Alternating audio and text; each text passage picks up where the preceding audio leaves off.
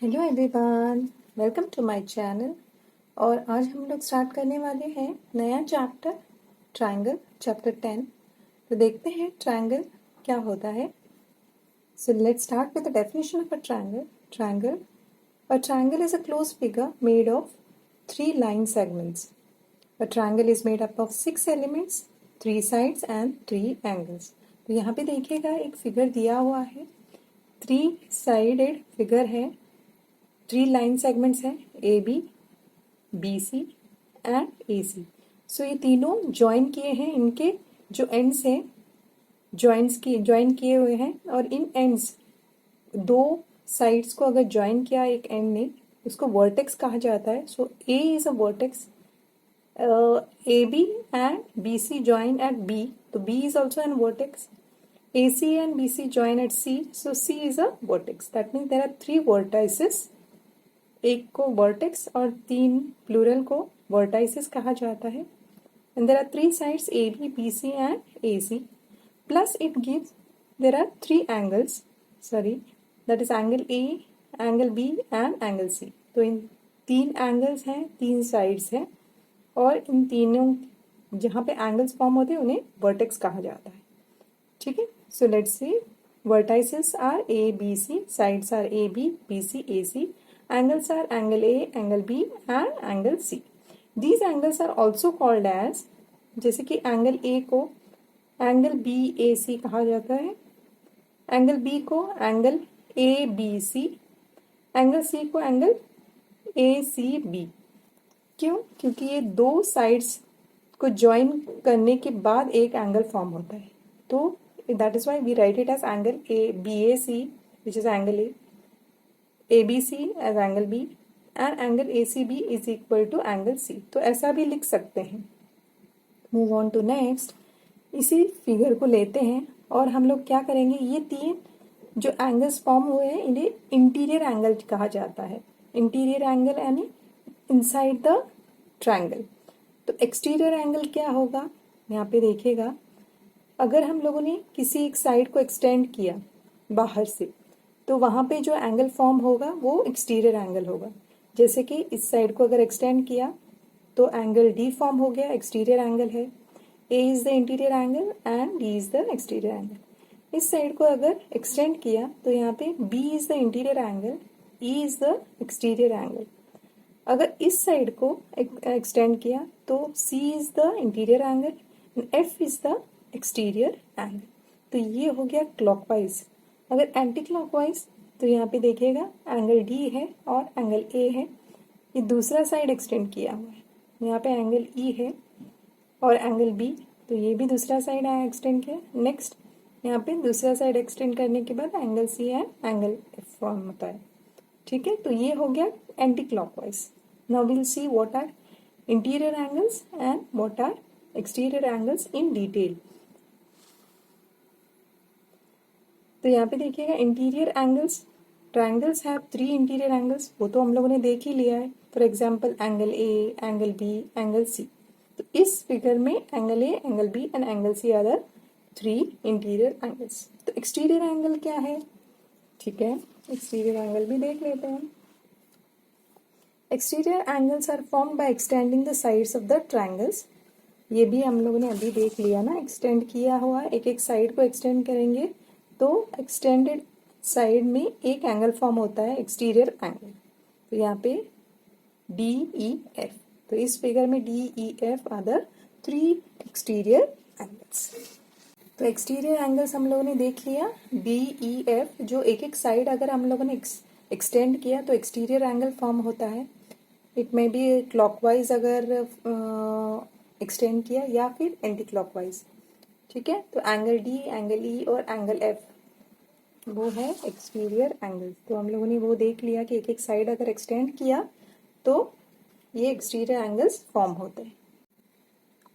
Let's move on to next part, that is sum of angles of a triangle.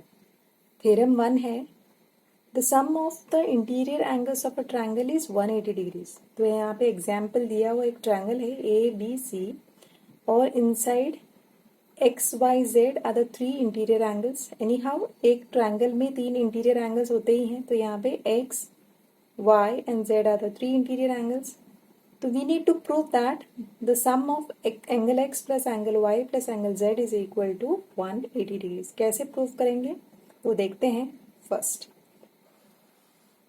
given a triangle ABC with interior angles as angle x, angle y and angle z. To prove what? Angle x plus angle y plus angle z is equal to 180 degrees. Construction. Through A, draw a line PQ which is parallel to BC. तो PQ जो है parallel to BC है, यानी PAQ is a straight line which is parallel to BC. ठीक है. अभी proof में देखते हैं कि BC is parallel to PQ and AB is the transversal cutting this parallel lines. तो क्या होगा? एंगल D जो एक्सटीरियर एंगल है वो फॉर्म हो रहा है. तो this exterior angle D is equal to angle Y because they are alternate angles. हम लोगों ने देखा हुआ है कि दो पैरेलल लाइंस और एक ट्रांसवर्सल कट किया तो वहां पे सेट ऑफ एंगल्स फॉर्म होते हैं. So there is here angle D is equal to angle Y because they are alternate angles. In the similar way angle E is equal to angle Z. Why? They are also alternate angles. तो यहाँ पे लिख लेते हैं angle D is equal to angle Y, alternate angles. Reason देना पड़ेगा. Angle E is equal to angle Z, again alternate angles. Now we know that this is a straight line. तो angle D plus angle X plus angle E is equal to 180 degree since PAQ is a straight line. ठीक है. तो angle D की जगह पे हम लोग angle Y लिख सकते हैं, angle X as it is, angle E की जगह पे एंगल Z. तो angle Y plus angle Z plus angle X angle Y plus angle X plus angle Z is equal to 180 degrees. तो ये क्या है तीनों? These are nothing but interior angles. Angle X plus angle Y plus angle Z is equal to 180 degrees. तो hence proved that sum of the three interior angles is equal to 180 degrees. ठीक है.